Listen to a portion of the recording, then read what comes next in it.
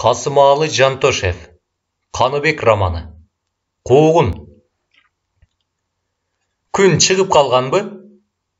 Деп, күміш қолдорын башына қарай керіле сұнып естеді. Күн қайдан шықсын? Күн шықса, ажар түндікті тартпайды біле. Деп, Түлкібек керегенін аяғынан шықалады да, күн шығып қалыптыр. Анан емне түндікті тартпайды? Құдай албаған қарақчы, деп, чапанын желбегей жамынып, көлөшін қоңылдақ киіп, күміш тышқа шықты. Күн не бақ шыққан, айылдың уйлары саалып, жайытына қарата бет алдырылған. Бирок күміштің уйлары саалбай өңгіріп, музоолору мөөрөп турат. Күміш балам, уйларыңды эмне саадырбадың? Деп, дөңдөн Атабек үн салды.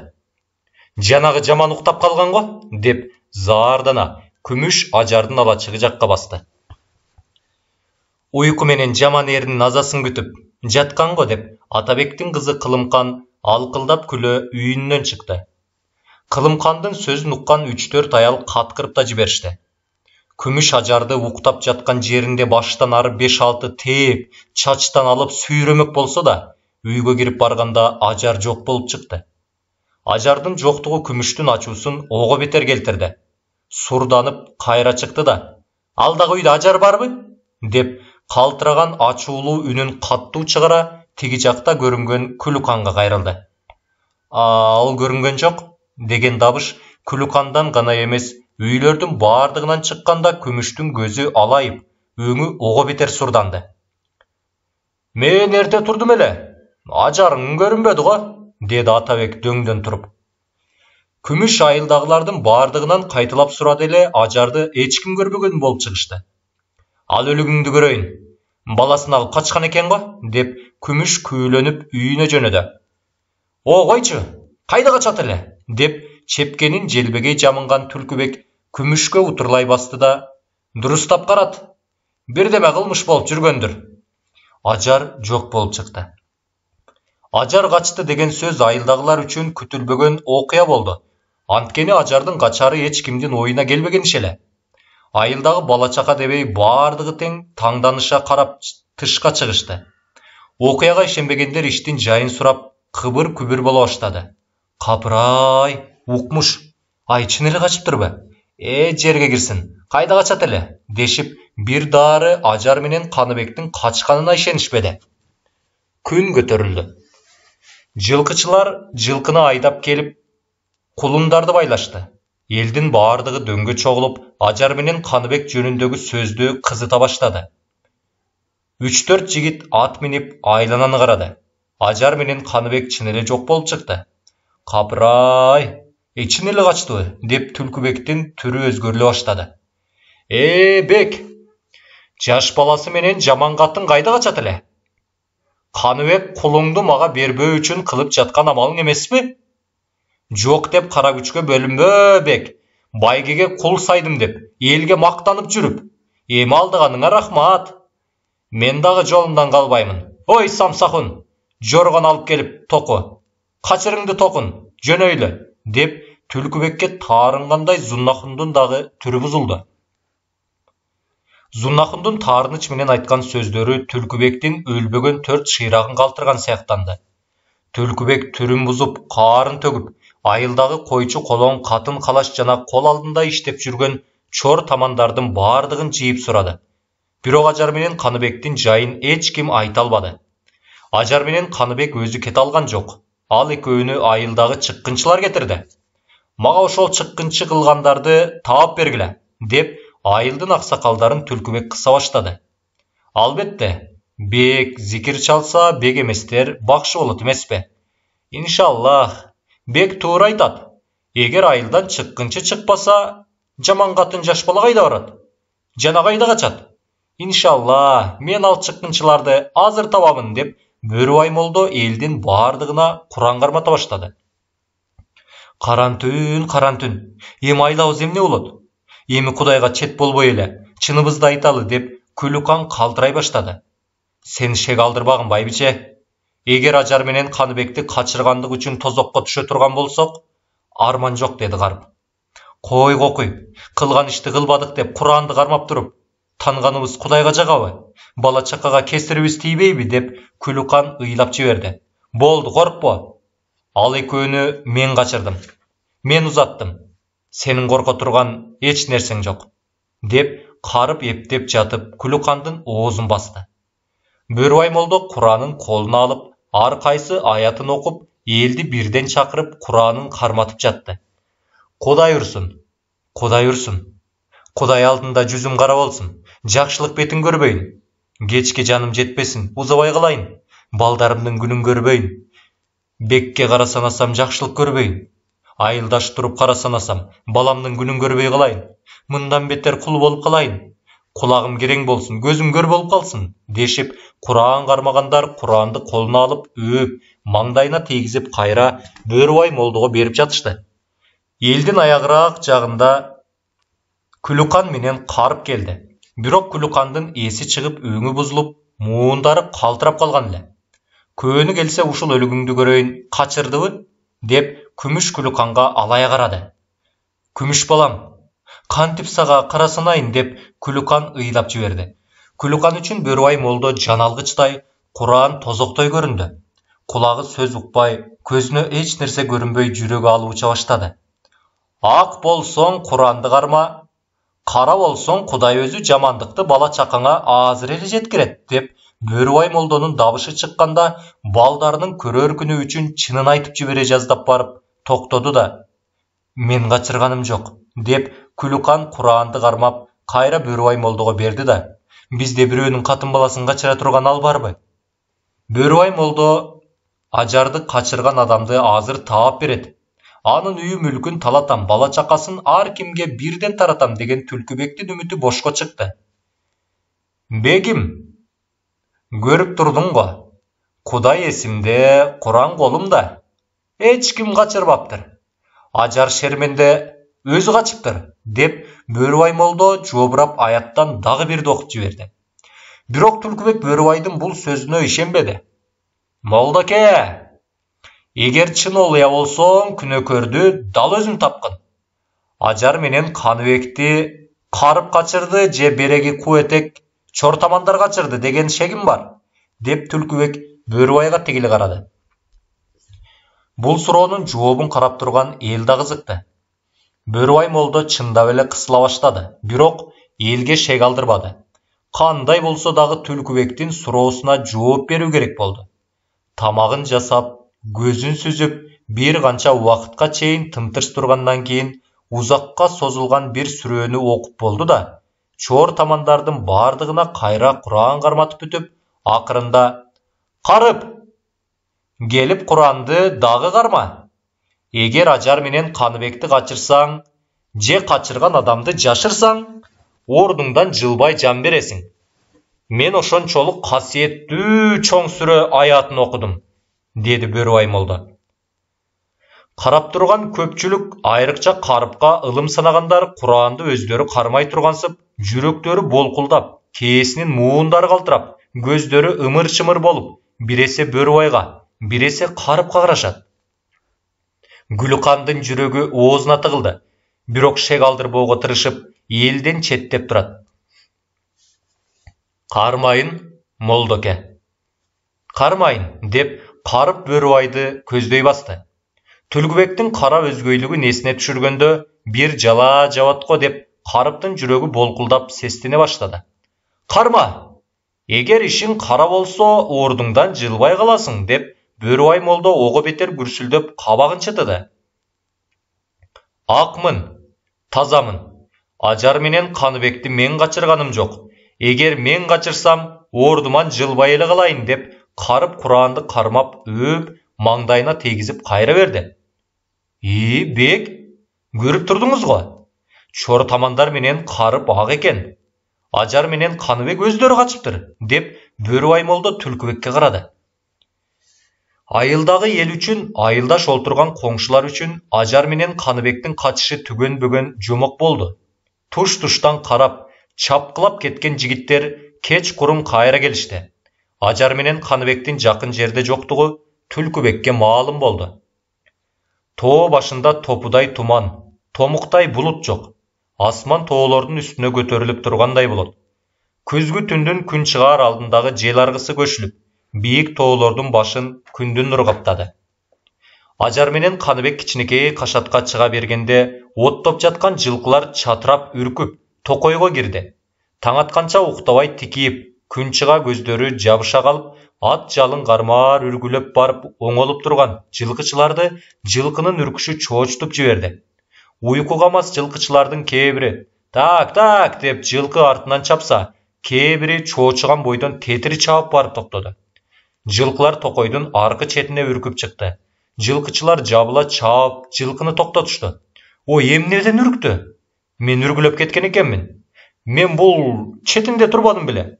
Эмнеден үрккөнүн көрбөй калган турбайбызбы? Карышкыр колдон талашып турганда, алдыраарда жаздырар болгон экенбиз го. Көзүбүз кашайган экен го, дешип жылкычылар жылкы үрккөн жакка жабыла чабышты. Бир жылкычы энтеңдеп чаап келе жатып, Ажар менен Каныбекти көрө коюп, «Ой, ууру жүрөт!» деп ой тоону жаңырта кыйкырды. Ажар менен Каныбек жылкычынын кыйкырганынан чоочуп, жолдун үстүндөгү бадалга кире качышты. Кайда дешип, туш-туштан жылкычылар чуулдап келип, Ажар менен Каныбек пааналаган бадалдарды тегеректеп калышты. Жылкычылар Ажар менен Каныбекти айдап, жылкынын четине келишти. Абу деп Ажардын айтканына кээ бир жылкычылар ишенишпеди. Айылга алып бармак болушту. Эр айласы бир, катын айласы миң деген. Бул катын калп айтып олтурат. Туура. Карышкыр мал эмес, адамды дагы жеп коет. Жаман катын жаш бала эмес, жарагы бар жигиттин түн катып жүрүшү да кыйын. Бул катын уурунун катыны. Мунун үйү алыс эмес, ушул эле жакын жердеги бир быткыда болуу керек, дешип чуулдашты. Койгула балдар. Ушул экөө кимдин эмнесин уурдап түгөтөт эле? Жер тамырынан эл тамыры көп. Өздөрүнүн айтканы туура болуу керек. Кое бергиле, жолунан калбасын деп бир улгайган жылкычы бастырып кетти. Жылкычылардын бардыгы көнсө да бир-эки жылкычы көнбөдү. Айылга алып барабыз. Ери жок болсо, эрге алып беребиз. Ууру болсо, чынын айттырып алабыз. Качып келе жаткан катын болсо, кайра эринин колуна салабыз, дешип, экөө Ажарды коркута баштады. Бул эки жылкычынын максаты жогорудагы өздөрү айткандай эмес. Иши кылып Ажарды кордоп кое берип эле. Булар ким экен балдар деп, 10 чакты жылкысын айылга айдап жиберип, Жаңыбай деген киши Ажарларга карай бура тартты. Жаңыбай ушул жылкычылардын айылындагы киши. Жашы 50-лөрдөн ашып калган узун бойлуу сары киши. Жардам кылаар ага-иниси жана бойго жеткен балдары жок болгондуктан, күндүр-түндүр азын оолак малын өзү баккан, бирөөгө жамандык кылууну ойлобогон, дайым акыйкат сөзүн айткан адам эле. Эки жылкычы жарыша биринен сала бири болгон окуяны айтып чыгышты. Жаңыбай Ажарга карап турду да, «О балам, сени мен таанып турам. Сен Шамырбектин күңү эмес белең?» «Ооба, акебайым. Шамырбектин кулу Сансыздын зайыбымын. Мына бул көк сууда төркүнүм бар эле. Ошого барып келели деп үйдөн уруксат алып чыкканыбызга 2 күн болду. Жылкычылар кармап алып айтпаганды айтышты. Башкалары көнсө дагы мына бул экөө көнбөйт деп Ажар ыйламсырап жиберди. «Бара бер балам», деп Жаңыбай эки жылкычыга алая карап турат. «Сен экөөң итсиңер», деди да бастырып кетти. Ажар менен Каныбек алкай-алкай жолуна түштү. Эки жылкычы алдындагы ашын алдыргансып, Жаңыбайга алая карап турушту да, болбоду дешти. Элдин бардыгы Нуранын суусун бойлоп, жакын-жакын өрдөштөргө ар ким өздөрүнө тиешелүү күздөөлөрүнө конушкан. Кадырбек татканын айылы болсо, ушул Нура суусунун оң тарабындагы чоң өрдөштө. Бул өрдөш Кадырбек таткалардын энчисине басылган жер. Бул жерде Кадырбек эмес, Кадырбектин атасы Ормон татканын атасы Жапаң татка күздөп келген конуш. Кадырбек татка 5 бир тууган. Эң улуусу Садырбек 80ге барып калган. 8 катыны бар. 8-inde 8 үй, бала чакасы менен бардыгында 30 үй. Андан кийин Сааданбек, Сааданбектин жалгыз сары катыны бар. Сары қатындан 8 уул, 12 келини бар. Ошондуктан эл Сааданбектин атын айтышпай, Сары қатындын айлы деп калган. Үчүнчүсү Аламан. Аламандан 6 уул, 5 кыз бар. Андан кийинкиси Малабек. Малабектин 6 қатыны 6 үй тигип 6 жерде олтурса да, алды элеп сүйөр бир баласы жок. Кудай мага согончогу канабас, куу шыйрак катындарды берди го деп арман кылып жүргөн учуру. Эң кенжеси Кадырбек датка. Кадырбектен 3 бала. Эң улуусу Түркүбектин зайыбы Күмүш. Атамыраматлык Ормон датка түндө түшүмө кирди. Арбактын түшкө кириши жөнөкөй иш эмес. Ошондуктан эртең жума күнү жер сууну тайыйлы деп Садырбек кечөө айткан. Садырбектин бул сөзүн инилери дагы терс көргөн эмес. Эртең күнгө жума, жер сууну тайыйлы. Ормон датка Садырбектин түшүнө кириптир деген сөздөр кечөө эле коңшу колоң айылдын бардыгына тараган. Садырбек баштаган жоон топ чалдар кыз эмчекке келип түштү. Кыз эмчек суунун оң тарабындагы кичинекей дөбөчө. Дөбөнүн айланасы түзөң, түндүк жакы бетинде жалгыз түп көк терек бар. Бул теректи Ормон датканын атасы Жапаң датка өлөрүндө тиктирген экен. Азыр айланасы 2-3 кучактап ашып, бактарынын көбү куурап калган.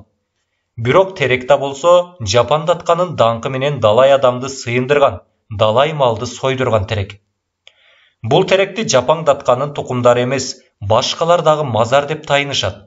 Бул теректи тилдөө, тегерегин булгоо, же терекке карап даара тушатууга эч адам чыдабайт. Жапаң датканын арбагынан мазардын пиринен Ормон уулунун сүрүнөн коркушат. Өткөн жылы Доорандын жаңы келген келини Айнсанын ушул терекке карап даара тушатканын Садырбек көрүп калып, атабыздын ыйык мазарынан коркпогон жүзү кара деп күйөөсүнө урдурган. Бечара Айнса ошол таяктын забыркап жүрүп, ушул жазда өлгөн. Дайыма ушнетип жер суу тайгандар, аркы-берки өткөндөр, бугу же кулжа аткан мергендер бул терекке сыйынып, өзүнүн бир белгисин калтырууга аракет кылышкандыктан, теректин көрүнүшү бир шумдук эле. Түркүм жоолуктан же чүпүрөктүн айрындылары менен төмөнкү бутактарына байланган. Бирок ал чүпүрөктөрдүн байланганына көп учур болуп калгандыктан, бардыгы кубарып, оңуп, башындагы куураган бутактарына окшоп турат. Теректин түбүндө мүйүзү менен кошо куураган кулжанын баштары, бугунун тарбайган мүйүздөрү, тоо текенин мүйүздөрү жатат.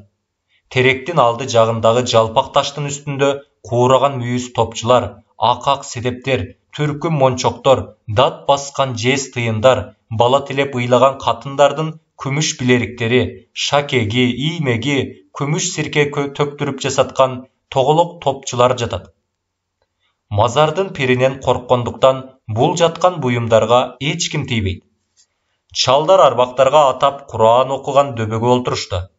Казан, туулгасын, чака чайнегин, кой козу, эчки улагын алып, кыз эмчектин түндүк тарабындагы суунун боюна эл келип, түрдүү чүпүрөктөрдү мазарга байлап жатышты.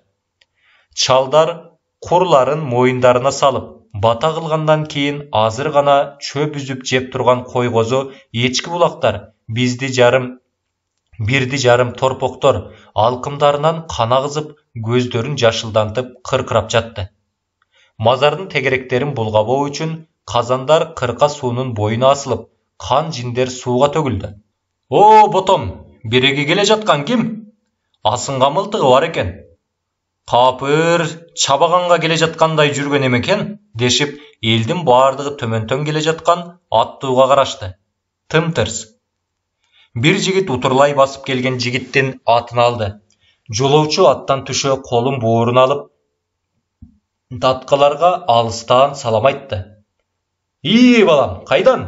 деди Садырбек. «Улуу чаттан» деди да, келген жигит чөнтөгүнөн кат алып Кадырбекке сунду. Кадырбек катты окуп ортосуна келгенде, «Жүзү кара, шерменде» деп тура калды. Жигиттин ким экендигин жана каттын эмне деп жазылгандыгын билүүгө шашып олтурган эл дүр этип кошо турушту. Кадырбек каттын калганын окуп, «Карачы, иттердин эсиргенин» деп тишин кычыратып, өңүнө заарын чыгарып, көзүн чакчайтып, бүткөн боюн калтыратып, каттын мыжыга баштады да. «Эче күн болду? Бүгін 2 күн болды, деді келген жігіт. Қайдан қарадыңар? 10 киши оң тарапқа кетті. Мен сізге жіберді. Дарегин білген адам барбы? Жоқ. О, ботом, эмне кабар болсо дагы айтчы. Жүрөк түшүрбөй, деді Садырбек. Бирок Кадырбек агасына тез жооп берген жок. Каттың түшүнүксүз мааниси, Кадырбектин ачуусу элди аябай таңыркатты. Аял эркек дебей баардыгы тең Кадырбектин оозун тиктешти. Бул кат менин күйөө балам Түлкүбектен. Ал кадимки Кашкардан чыккан атактуу Зуннахун бекке байгеге сайылган кулунун баласын бермек болуп, Кашкардан атайы ээрчитип келет. Бирок Түлкүбектин айтканын укпай, айдаганына баспай Зуннахундун алдында Түлкүбектин бетине көө жаап, баласын алып күңү качып кетиптир. Карап турган элдин баардыгы жакаларын кармап тобо кылышты. Колдун, көңдүн минтип качышы мурун угушпагандыктан ажардын качышына аябай таң калышты. Кайбиринин ишенгилери да келбеди. Көл менен чыгып, күрөндүдө жаткан күң эмес, көркүрөгөн датка дагы Түлкүбегимдин шагын сындыра албайт. Ал күң жерге кирип кетсе дагы таптырып берем деп Кадырбек күпүлдөдү. Кадырбектин сөзүн отурган аксакалдар дагы жактады. Кадырбек элдин баардыгын чакырып алып, Ажар менен Каныбектин дарегин сурай баштаганда, эртең менен биз кармап алып, качкан катын экенин билип, айылга алып келели десек, Жаңыбай тилдеп кое бердиртти деп баягы 2 жылкычы жарыша чыкты. Алып кел бери Жаңыбайды, деп Кадырбек каарданды. Жаңыбайдын өңү кубарып, сакал муруту эрбейип, колу башы калтырап, 2 колун боорун алып Кадырбектин алдына башын ийип, кое бердирткеним ырас, датка. Бирок алардын качып келе жатканын билгеним жок. Бечаралар экен деп боорум ооруду. Эмне деген өкүмүңүзгө кылдык? Боорукер, деп Кадырбек Жаңыбайды 3-4 чаап, көмөлөтө бир тээп жиберди. Дагы тепкилемек болгондо карап турган аксакалдар арачалап коюшту.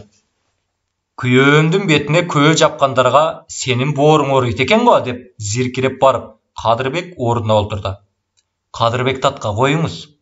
Ит иттик кылыптыр. Төө баштаган 9 менен алдыңызга түшсүн, деп бир бий иштин жөнүн жайгара салды.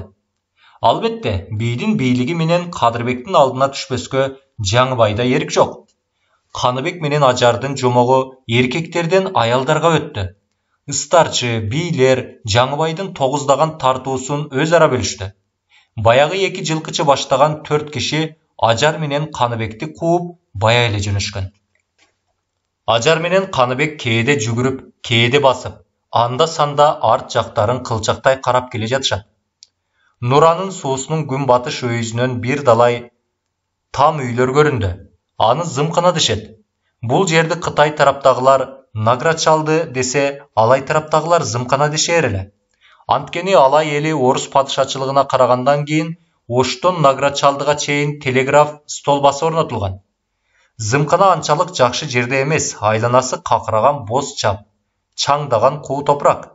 Зымканада бар болгону 30 чакты гана үй. Алар чайкана, ары-бери өткөн жүргүнчүлөр жата турган үй. Тамдарынын берекеси жок. Баардыгы тең уйгур стилинде салынган боз тамдар. Тиги четки жакшы үйдө таможныйлар турат.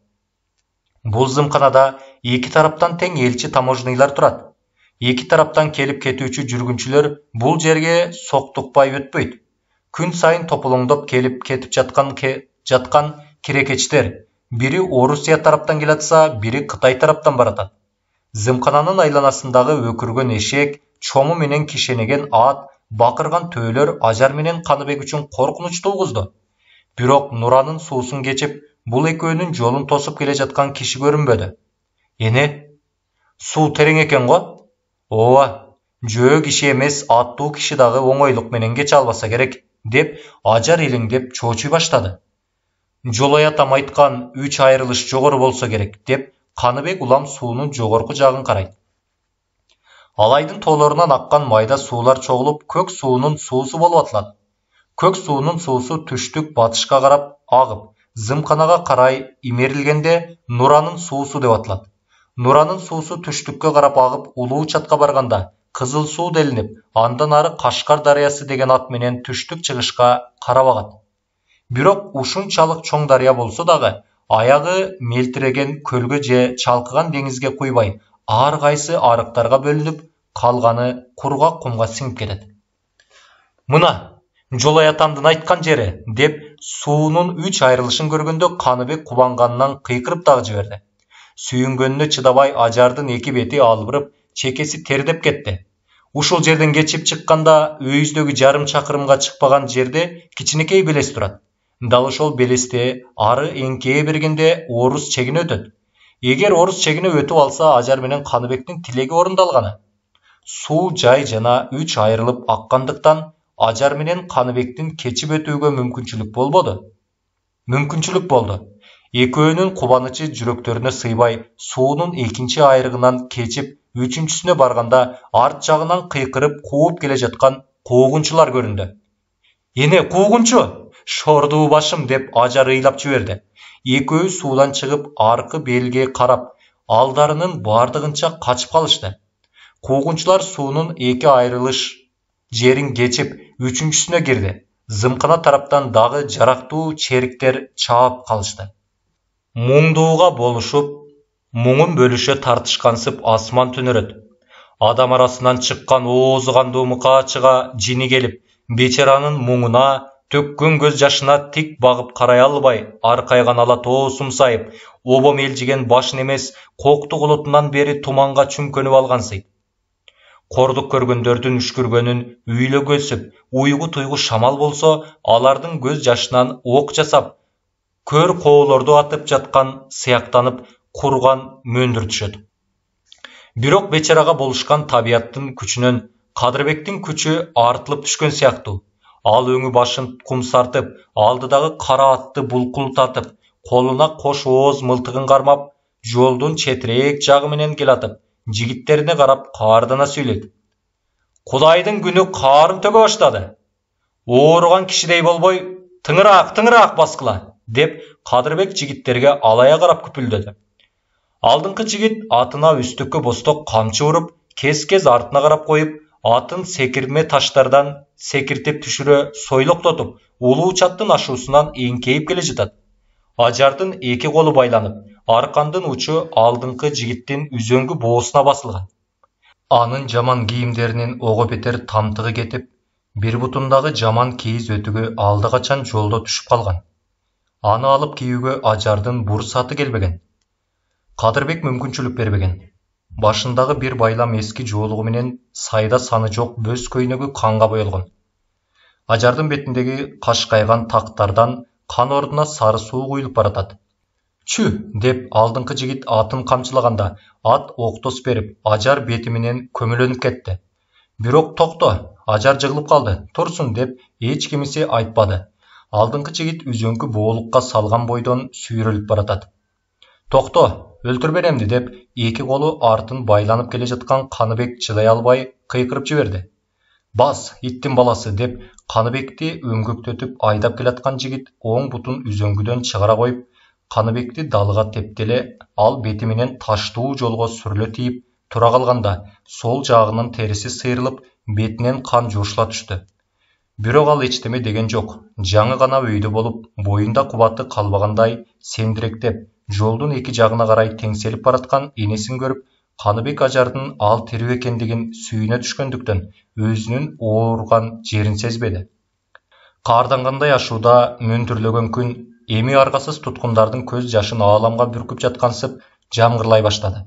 Сак болуп тезирээк алып келгиле, деп Кадырбек жигиттерине алая карап алды да, алышкан жоосун чаап, алардын башчыларын колго түшүрүп келаткандыгы жөнүндөгү сүйүнүчүн айтууга ашыккансып, алыс эмес жерден көрүнгөн Түлкүбектин айылына карай кара аттын оозун кое берди.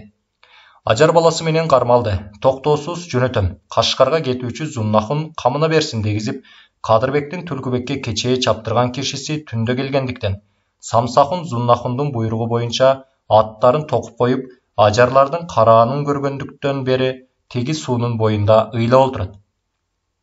Ажар менен Каныбектин кантип качканына таңданган эл эми алардын кантип кармалып келаткандыгына таңданышып, Kay biri öz көздөрү менен көрүүгө кызыгышып, ар кайсы үйлөрдөн чыгып, Түлкүбектин үйүнө карай токтошту.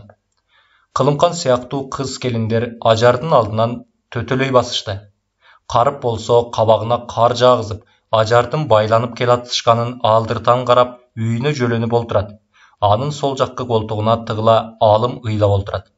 Алда кагылайын ажарай, мээнетиңди алайын Каныбегим ай, кантип колго түшүштү экен да, кантип кордуктарды көрүштү экен деп, тешиктен ажар тарапты карап, үйдүн ичинде Күлүмкан өксөп ыйласа, Сүйүмкан жаман жүктүн бурчунда акырын гана ичкирип олтурат. Ажар менен Каныбектин кандайча болуп колго түшкөндүгүн биринен сала бири Кадырбектен сурашып, моокумдары кангандан кийин Зуннахунду узатууга чогулгандар Түлкүбектин үйүнөн чыгышты. Кана эмесе бектер, биз аттаналы деп Зуннахун атына карата басты. 3-4 жигит Зуннахунду аткарышты. Бек, унутпа, мал баш аман болуп, кайгы капа жок боло турган болсо, жаз чыкканда кабарлашып туруп, Кашкар, Үрүмчүгө чейин же Ош, Анжиян, Кокон, Ташкенге чейин барып келели, деди Зуннахун. Кудай буйруп топурактан тышкары болсок деп, жан дил менен даярдыгын билдиргендей Түлкүбек башын ийкегиледи. Зуннахун менен Самсагундун алдында 2 чоң ак куржун, күмүштүн Айнсаханга деген белеги өзүнчө бир атка кош тартылган. Кош тартылган аттын үстүнө Каныбекти мингизишти. Кошуңуздар деп Зуннахун жөнөп калды. Каныбек көзүнүн жашын көл кылып бара жатып, 4 баласы менен ыйлап турган Карыпты, Күлүмканды көрүп, "Карып аке, Күлүмкан жеңе кошуңуздар" деп ичкирип жиберди. Каныбектин бул сөзү карап турган элдин көбүнүн көзүнүн жашын чыгарып, далайды муунун бошотуп, үйдө эсеңгиреп жаткан ажарга дагы жетти. Бирок ажардын ыйлоого кароосу келбеди. Тек быйыл жайлоого баргандыгы баласына түшө калып калкылдап турган чүрөктү көзүнө элестетип, балалуу өрдөк айбаты деп сендиректей эшикти карап жөнөдү. Ажардын бүткөн бою көк ала, 2 көзү шишиктен көрүнбөйт. Ажар 3-4 жыгылып жатып эшикке чыкты. Эрбейип атка минип 2 көзүн алачыктан албай, боздоп бара жаткан Каныбекти зорго көрүп, "Садаган Каныбек" деп чыңыра эт бетинен кулап кетти. "Айланайын энеке" деп Каныбек аттан ыргып түшүп, жүгүрүп келип энесин кучактап калды. Бирок Түлкүбектин өкүмү Ажар менен Каныбекти кучакташтырып койбоду. Каныбектин 2 колун аркасына байлап, Самсахунга учкаштырып, белинен Самсахунга таңып койду. Ажар чачтарын саксайта, денесин кызыл ала кылып Каныбекке жетпей чыңырды. Карып, Күлүмкан балдары менен чуулдап, Ажар менен Каныбекке үн кошту. Кожоюндарынан чочулаган муңдуулар, айлы менен малай болуп жүргөн чортамандар Ажардын оозуна суу тамызышкансып, көздөрүнүн жашын жерге тамызышты.